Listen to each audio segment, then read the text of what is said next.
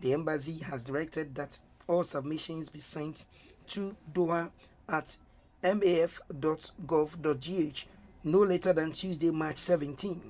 Officials emphasized that the exercise is a precautionary measure in response to the heightened security situation in the region. The announcement comes amid growing concerns about development across parts of the Middle East, prompting several countries to review contingency plans for their citizens abroad. Meanwhile, Pope Leo has called for an immediate ceasefire in the Middle East as the death toll across the region continues to rise. Delivering his address on Sunday at St. Peter's Square in the Vatican City, the Holy Father lamented the loss of civilian lives and the destruction caused by fighting. He renewed his prayers for families who have lost loved ones in attacks that have struck schools, hospitals, and residential areas. The Pope also expressed concern about the situation in Lebanon, describing it as a matter of great concern. He urged peaceful dialogue to help authorities implement lasting solutions to the crisis. He appealed to those responsible for the conflict to agree to a ceasefire and reopen dialogue aimed at restoring peace in the region. Now, while in South Korea, President John Mahama held high-level talks with the Speaker of the National Assembly, Woo Won-sik, as part of his official visit to the Republic of Korea. The meeting focused on strengthening parliamentary cooperation and deepening bilateral relations between Ghana and South Korea as the two countries prepare to mark 50 years of diplomatic relations next year. President John Mahama received a warm and historic welcome at the National Assembly of South Korea in Seoul during his official visit. The Speaker of the Assembly, Mr. Woo Won-sik, commended President Mahama for his leadership in Ghana's economic progress. President Mahama expressed gratitude for the reception, noting that the visit reflects the long-standing and cordial relations between Ghana and South Korea, founded on shared democratic values. He reaffirmed Ghana's commitment to democratic governance, describing the country as a beacon of democracy in a region facing political instability. We want to prove as Ghanaians that democracy works and that democracy is the best system of government and that can create opportunities for young people to be able to realize their full potential. And we're proud of Speaker Woo and the Korean Parliament for the role you played during the turbulent political period that Korea went through recently. Your role in maintaining peace is a demonstration that the democratic institutions and mechanisms are strong and can work in periods of crisis. I myself served in the Ghanaian Parliament for 3 terms, and so I am a firm believer in parliamentary democracy. Speaker Woo Won-sik commended President Mahama for hosting last year's African Political Party Summit under the theme From Politics to Prosperity, saying the initiative reflects a strong belief that democracy is essential for national development. Mr. President, last August you hosted the African Political Party Summit, and I took time to look at the theme, and I saw that it was from politics to prosperity, and I felt that this issue really shows your strong conviction that democracy is essential for national development. And I believe that I would like to commend your efforts to lead and promote a democracy in Africa. And I think this really brings Ghana closer to Korea. And I hope that we will be able to build on our friendship and to really expand our cooperation into many areas. President John Mahama highlighted the outcomes of earlier bilateral discussions with the Korean president, which led to the signing of Memoranda of Understanding in climate change, maritime safety, and digital innovation. One of the memorandums of understanding we signed between Ghana and Korea was on a framework agreement for cooperation on the issue of climate change. Another memorandum we signed was on cooperation in the area of maritime safety. We know that Korea is a very strong seafaring nation. Ghana is also a coastal country, and we have a quite important blue economy. And so it's only natural that we should cooperate when it comes to maritime safety. The third memorandum of understanding was on digital innovation. We know that Korea has a comparative advantage and a very strong background when it comes to digitalization, artificial intelligence, and innovation. Speaker Woo Won-shin described the meeting as historic and meaningful, noting that President Mahama is among the few African leaders to visit the Korean National Assembly. Reporting for GBC News, Celestine Avis, Seoul, South Korea. Back home, the seat of government has changed color from light blue to forest green as guard duties shifted from the Ghana Air Force to the Ghana Army. It is in keeping with the traditional rotation of security responsibilities at the presidency. The Vice President, Professor Nana Jane Opoku-Agyeman, joined government officials, members of the security services and school children to witness the transfer of guard duties. Morning, Your Excellency.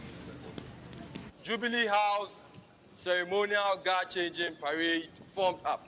The forecourt of the Jubilee House provided the setting for the colorful ceremony that blended military precision with national pride. Apart from the Vice President, other dignitaries present were the Chief of Staff, Mr. Julius Debra, the Chief of Staff at the Office of the Vice President, Mr. Alex Egbefia, the Deputy Chief of Staff in charge of Administration, Nana Oyebampoado, the Minister for the Interior, Mr. Mubarak Mohamed Muntaka, the Deputy Minister for Defense, Mr. Ernest Bojajimfi, and the Deputy Minister for Education, Mr. Clement Abbas Apak. The change of guard ceremony marks the transfer of security duties from one military unit to another at the presidency. The event is characterized by the disciplined marching, precision drills, military band performances, and colorful displays that showcase the professionalism of the armed forces.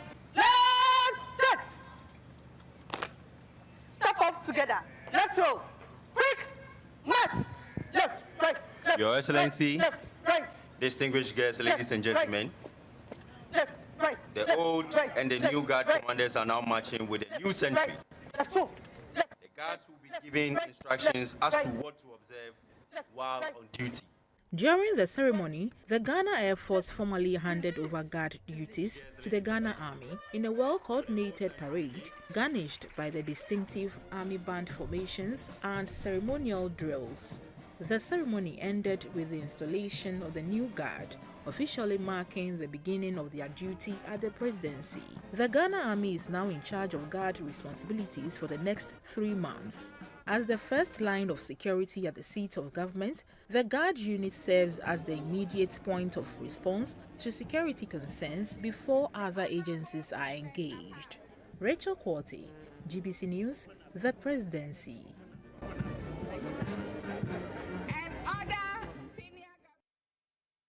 The Ghana Meteorological Agency has presented the 2025 States of the Climate Report, revealing that the country experienced one of its warmest years on record. The report highlights shifting rainfall patterns, delayed rains, and extreme weather events that disrupted livelihoods across the country. It was presented as part of activities marking Meteorological Awareness Month, which is running under the theme Observing Today, Protecting Tomorrow. According to the findings, 2025 was the second warmest year recorded in Ghana since 1991, with the national average temperature reaching 28.2 degrees Celsius, about 0.7 degrees above the long-term average between 1991 and 2020. Warming conditions were recorded in several cities including Accra, Kumasi, Tamale, Takoradi, and Navrongo. Navrongo recorded the highest daytime temperature of 43.2 degrees Celsius in April, while Wenchi recorded the lowest of 21 degrees Celsius in October.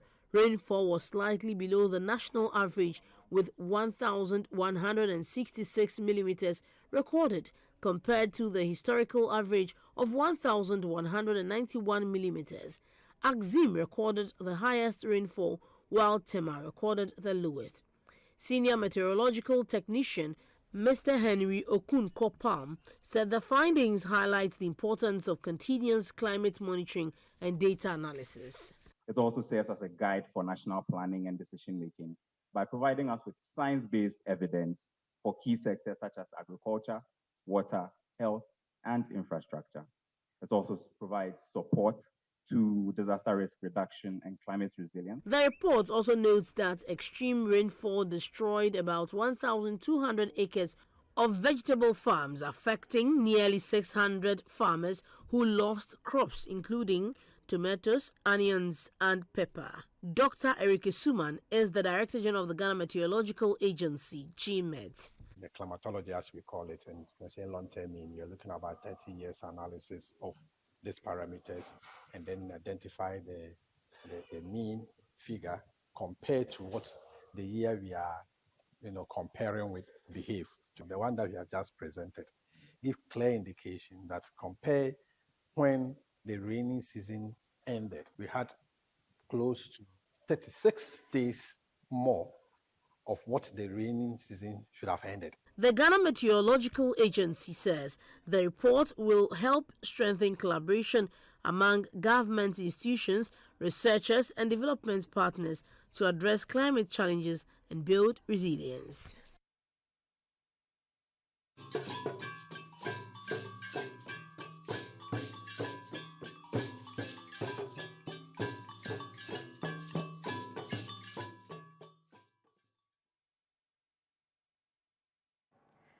Kakro or kaklo is a scrumptious traditional Ghanaian snack made from very ripe plantain.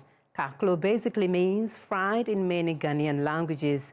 So a recipe name mostly has the prefix kaklo if the dish is deep fried. For example, agbeli kaklo is a popular fried snack made from grated cassava. Today on our Heritage Month series, we will take you through this simple recipe so delicious you have no option than ask for more. And less cooking time, the preparation of kakro or kaklo is quite simple and straightforward. The main ingredients of this dish is overripe plantain. The other ingredients are ginger, onions, cayenne pepper, and salt. You also need all-purpose wheat flour. First, wash and peel plantain and put into a mortar. Grind or blend onions and ginger into a smooth texture. Add the mixture to the plantain in the mortar and pound till you obtain a lumpy mixture. Pour into a bowl, add a little bit of salt to taste, add the flour and mix well. The mixture must not be too thick. In a deep saucepan, heat a large volume of oil over medium heat. Fetch the mixture with your finger and roll into round balls and dip into hot oil. Fry on both sides until golden brown. When cooked, remove from the oil and put in a sieve or on paper towels to remove excess oil. Serve hot or warm. Kaklo is enjoyed as a snack or a light meal and often accompanied by stew or sauce. Kakro, along with a spicy black eye bean stew, red and zomi, is a popular meal among Ghanaian workers as it provides energy sustainable throughout the day. Sometimes it is served as an appetizer or hors d'oeuvres.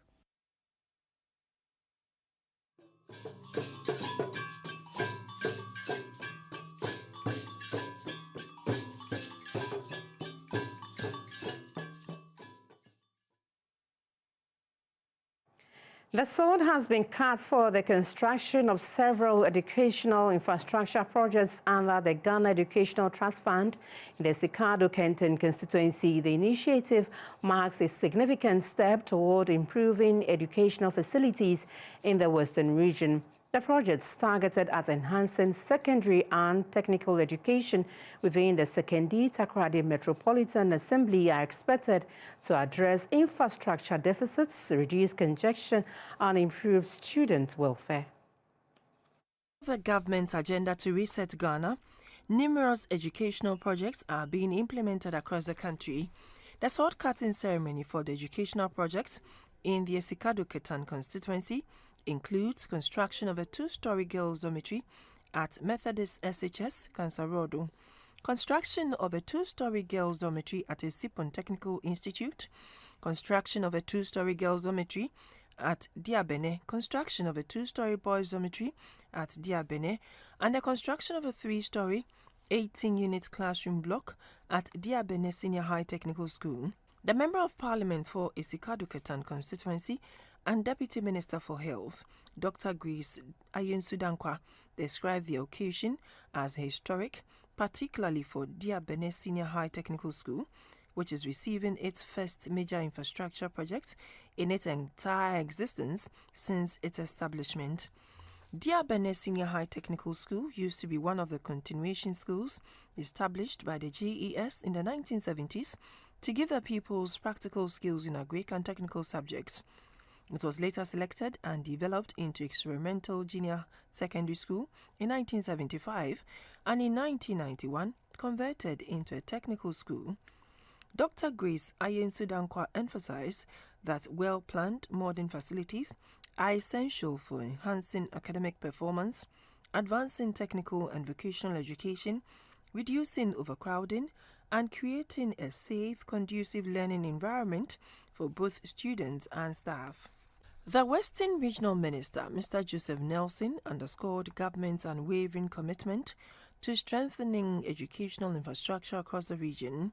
The Metropolitan Chief Executive for Sekondi Takoradi, Mr. Frederick Fido, commended the government for prioritizing the Sikado Ketan constituency, describing the projects as timely interventions.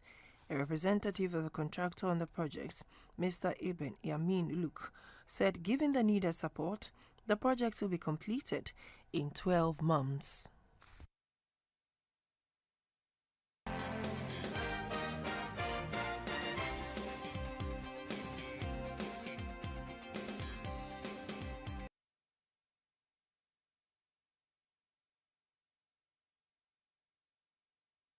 It's the FIFA World Cup.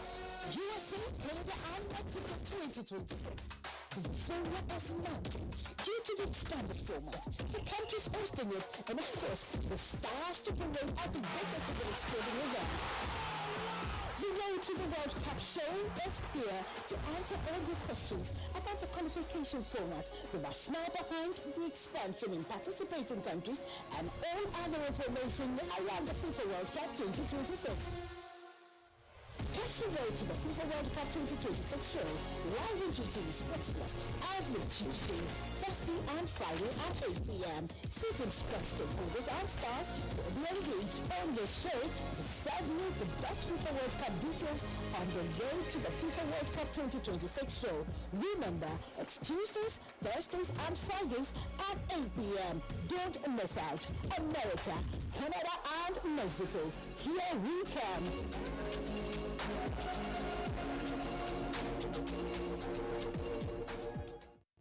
Ghana for Madam Hisense in you. You can't Hisense ya. Mwamu say a home appliances F a papa entry power ni buona so dafo. Hisense ubeto abrochim. Sa quality na ubeto ni Ghana. And nothing na yenya hoto so ya mau 5 years manufacture defect warranty. Air condition, television, say a refrigerator, washing machine, sound system, gas cooker, electric cooker, smartphone, and iron. The one dear, yes, in a palm bia. It's a power high sense showroom. Quite dear. High sense, everyday prices for everyday people.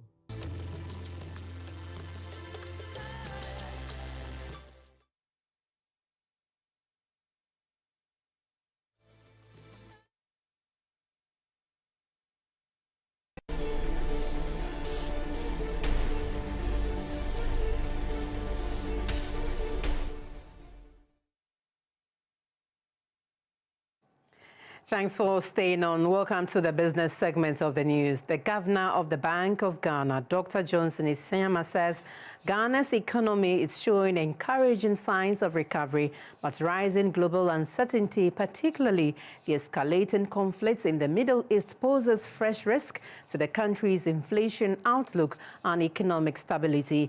Opening deliberations of the Monetary Policy Committee, the governor noted that the headline inflation declined to 3.3% in February, marking the 14th consecutive monthly drop and falling below the lower band of the central bank's medium-term target range.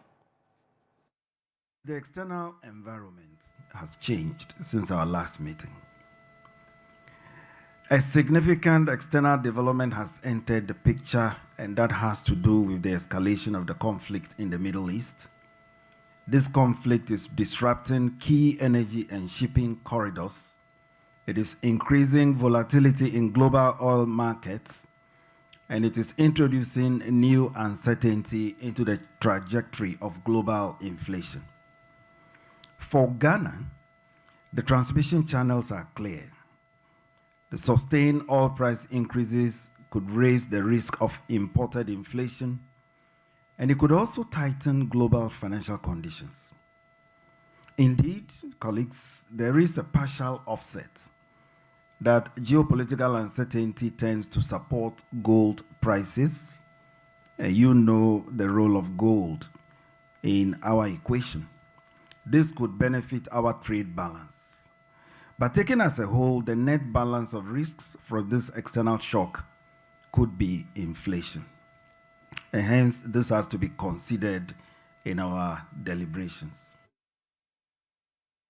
Ghana's fiscal performance has turned a corner, with the country recording a primary surplus of 2.6% of GDP at the end of 2025, reversing the deficit recorded the previous year and reinforcing signs of ongoing economic stabilization. The governor of the Bank of Ghana, Dr. Johnson Esiama, said, quote, "Gross international reserves have climbed to $14.5 billion, providing 5.8 months of imports cover, a development that signals stronger external buffers and growing confidence in the economy," unquote. Since our last meeting, the economic picture has evolved considerably. Headline inflation came in to 3.3% in February, the month after our last meeting, and this marked the 14th consecutive monthly decline. Colleagues, we are now not merely within our medium-term target band. We are below its lower bound. These are numbers that not long ago would have been considered aspirational. But nonetheless, the emerging upside risks to inflation needs to be carefully evaluated. External buffers have strengthened further. Gross international reserves now stand at about 14.5 billion, up from the over 13 billion at the last meeting. And current levels of the GIR is equivalent to 5.8 months of import cover, up from approximately 13. Combining ethical. An economist, Dr. Paul Appiah-Konadu, has stated that most customers of microfinance institutions do not have irregular cash flow, which hinders their ability to service their debts. This, he said, can be addressed if the lending companies do a cash flow analysis with the customers before loans are given. He also advised the financial institutions to do due diligence on customers before credit is given to prevent unapproved loan recovery methods from being applied. Collection practices, borrower support mechanisms, and regulatory compliance. When somebody takes a loan, it kickstarts a relationship between the person and the company. And it's important that you don't wait till the recovery period before you go and bully the person. It is important to engage the person in communication on a regular basis and have that client relationship with the client, and make sure that even the money is used for the right purpose. Because if the money is not used for the right purpose, if money which is meant for investment is used for consumption purposes, most definitely you are going to have issues when it comes to repayment. And so there should be that support right from the time the money is disbursed to make sure the money is used for the right purpose. And that the client is even keeping records to be able to track returns from the business and also not to divert the money for other purposes. Because once that happens, the client will most definitely have issue paying back. So that support service, I think, should be available. It should be relationship management. Once a loan is given, a relationship is created, and that relationship should be maintained. Support services should be offered.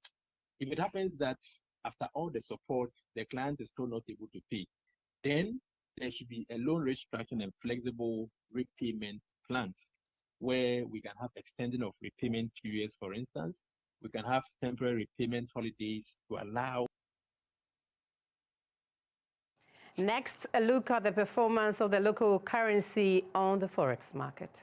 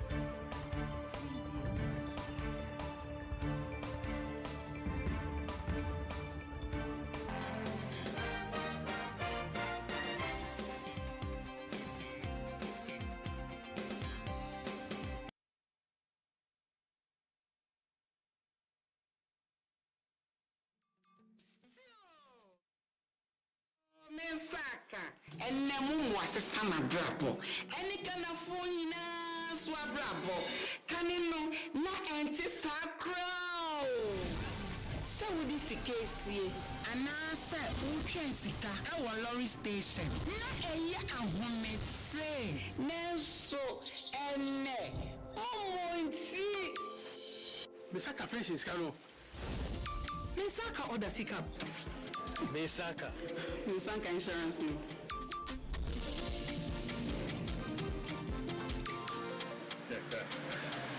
Mesaka loan. Momo fugu suri ye echumaden di aboye nyina ye sika ho ban se MTN anamumu jumaye ni be frewa or the 0244 300,000 ene be frew na numpo orin bitsaw one time password anase pin code enti wonso ye wa femu je na ma wani na ho na wonsa enka wo.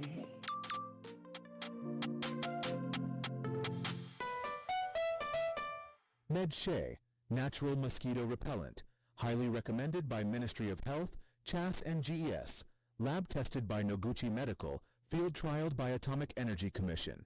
It has no chemical or side effects and is good for all ages and skin type. MedShay is available nationwide. Contact us on 0244892413. This advert is approved by FDA.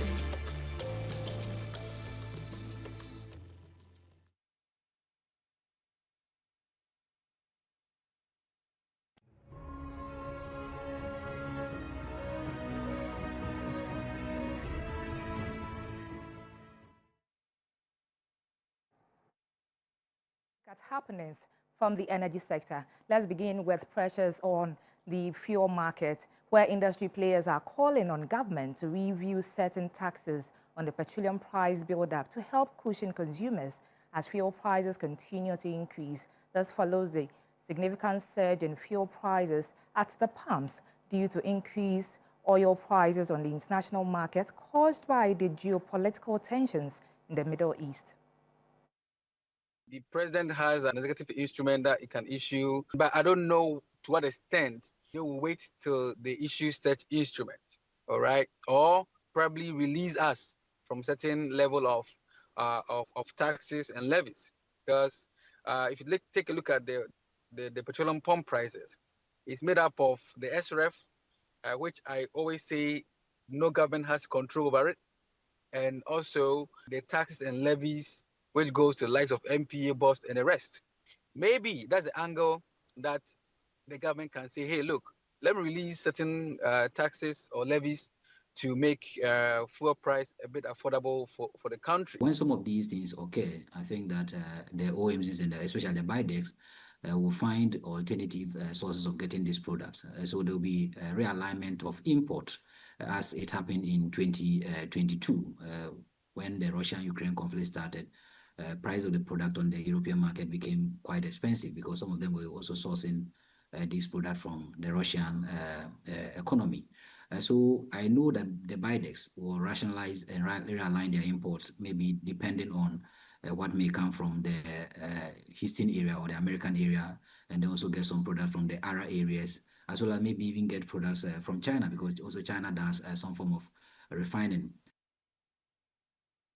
The Institute for Energy Security, IES, has suggested to government to consider suspending the collection of the Price Stabilization and Recovery Levy, PSRL, on diesel. IES said the proposal, when implemented, will provide modest but timely relief to consumers currently battling a surge in fuel costs. The push for the suspension of the levy is driven by significant upward pressure on petroleum prices within the international market. The hikes are primarily fueled by geopolitical tensions, global supply uncertainties, and increased freight risks that continue to influence domestic pricing in Ghana. While a relatively stable cedi has helped moderate the full impact of these international increases, pump prices for both petrol and diesel are still expected to rise from today, 16th March 2026, the beginning of the second price window of March. In an interview with Energy News, a research and policy lead with IES, Mr. Derek Archer, argued that suspending the PSRL aligns perfectly with the policy rationale underpinning its introduction as a counter-cyclical mechanism. For the second price window of March, the prices are going up at the various pump. Then it means that the price stabilization and recovery levy that was introduced more or less as a buffer at the time that prices on the international market are going low, and then it can be suspended or removed at the period that prices on the various pumps are going high. Then we think that it is the best time for us to be able to suspend the collection of the price stabilization and recovery levy. While advocating this targeted intervention, the IES emphasized that other structural levies must remain in place to support the financial sustainability of Ghana's energy sector. So if we are saying that we should remove the 1 Ghana cedi price drawdown for fuel right now, what it means is that the government will have to go and look for money to be able to take out that cost for power generation. And so where is the government going to look at it from? It's going to also pile up debt for the government. It's also going to put pressure on the government when it comes to liquidity constraints.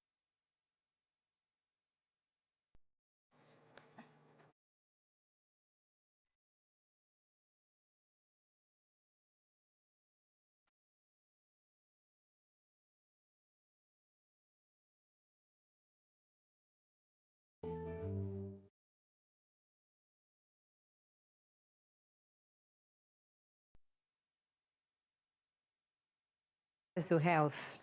The 7-member committee set up to investigate alleged medical kalabule at the Greater Accra Regional Hospital and the Korle Bu Teaching Hospital following a documentary by the Fourth Estate has submitted its report to the Ministry of Health, chaired by the head of Legal Affairs at the Ministry of Health, Dr. Enua Yusuf.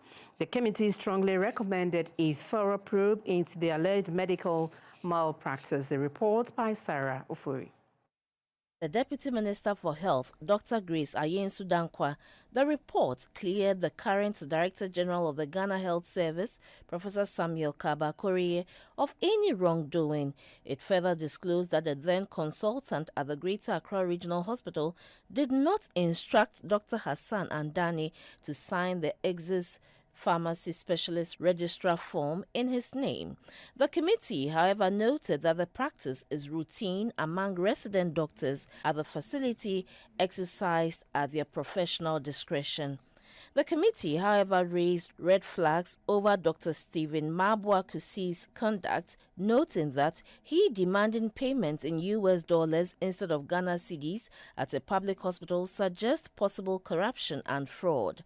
Hence, the committee recommended a thorough probe in the malpractice and disciplinary action taken to deter others from engaging in such misconduct in the health sector.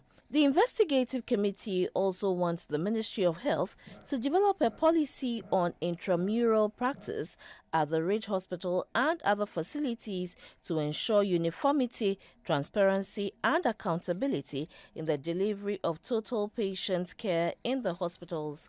The report further proposed the establishment of a ring-fenced implant revolving fund for the management of implants.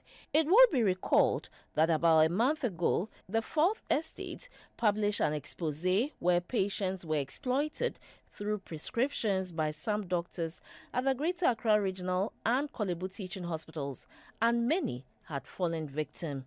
A 7-member investigative committee was subsequently constituted. Cyril for GBC News, Accra.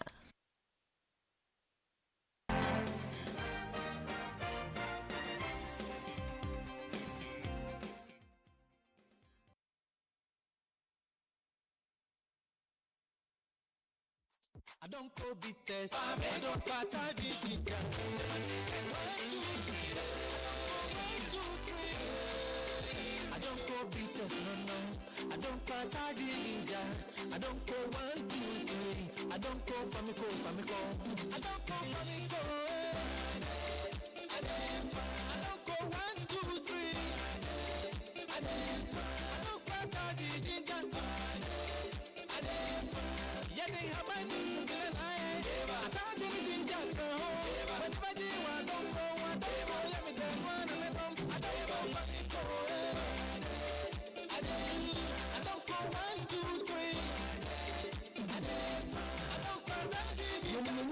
One time, Nipa, one day, and fear don't watch it. And Yamma appeal for me or bar or ma aquadano. MedShay, natural mosquito repellent, highly recommended by Ministry of Health, CHAS and GES, lab tested by Noguchi Medical, field trialed by Atomic Energy Commission. It has no chemical or side effects and is good for all ages and skin type. MedShay is available nationwide. Contact us on 0244892413. This advert is approved by FDA.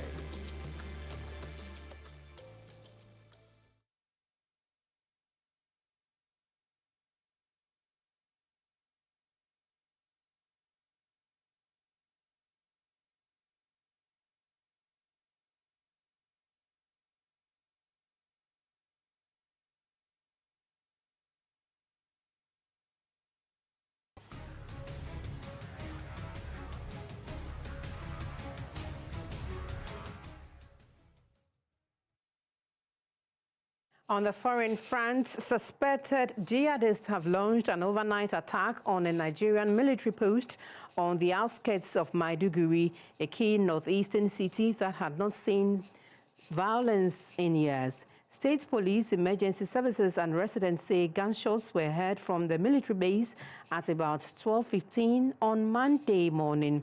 The gunshots were later realized as an attack by insurgents believed to be Boko Haram. Reports say the midnight attack occurred in the southwestern suburb of Maiduguri and just a few kilometers from the city's airport, where the military quickly repelled the attackers.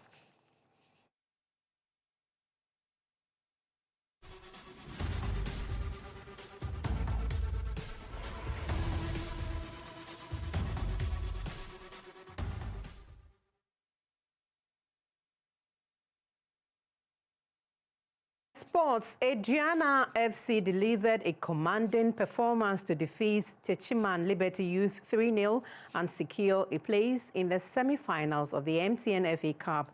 They will play Nations FC.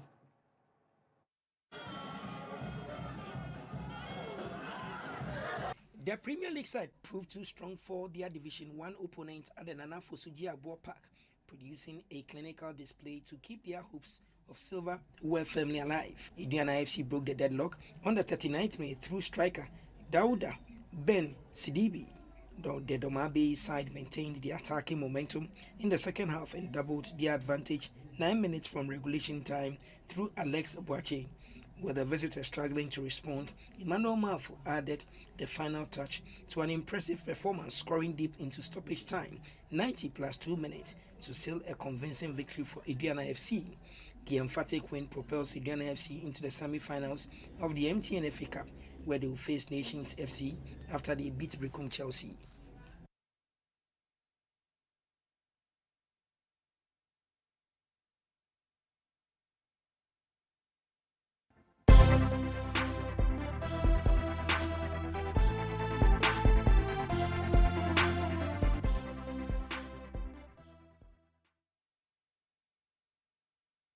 In the arts and entertainment segment, Ghana's flavors were in focus on stage in Accra. Taste 69 at 69 proudly displays traditional dishes as it celebrated the country's rich food culture and its power to unite and promote tourism. Ghana's 69th independence anniversary, food lovers and culture enthusiasts converged in Accra for the Taste 69 at 69 display. A collaboration between the Ghana Culture Forum and Ghana Tourism Authority featured 69 traditional dishes from across the country, celebrating Ghana's rich culinary heritage and promoting domestic tourism. The Chief Executive Officer of the Ghana Tourism Authority is Mami Efua Hwajeto. We are uniting industry stakeholders to reimagine, reposition, and re-energize our sector for a global future. Ladies and gentlemen, the unwavering vision of His Excellency the President, coupled with the strategic leadership of the Honorable Minister, remains the driving force behind the transformation of our tourism and creative arts sector. The Minister for Tourism, Culture and Creative Arts, Madame Jifa Gomashi, was emphatic that the Cultural Week is vital for preserving Ghana's heritage and harnessing culture to drive economic growth. For this reason, we are putting in place strong and forward-looking policies that will guide, protect, and promote our cultural sector. These policies are designed to restore and safeguard our heritage, both tangible and intangible, ensuring that our monuments, artifacts, traditions, oral histories, performing arts, and indigenous knowledge systems are preserved and valued, and I emphasize, valued. Ghana's flavors are taking center stage, and Taste 69 at 69 is the latest move to boost cultural tourism and celebrate the country's rich culinary heritage. That'll be all the time we have for News Hour today. Good evening.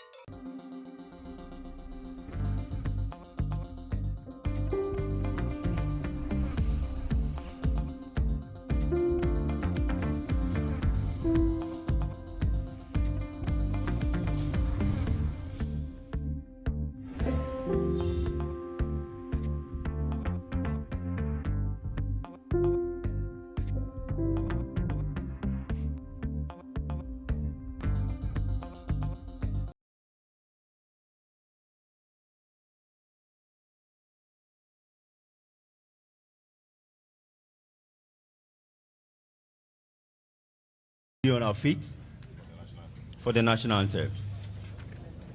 Hey! National salute!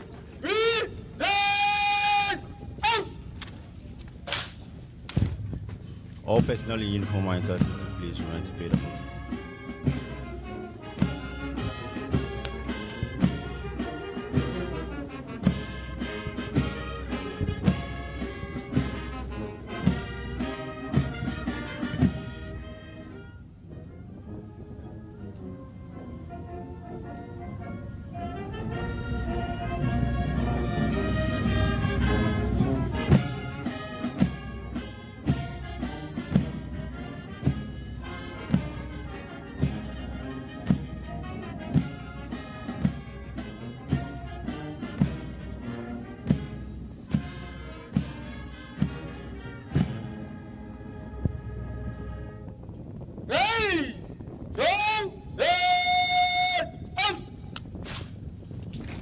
Please be seated.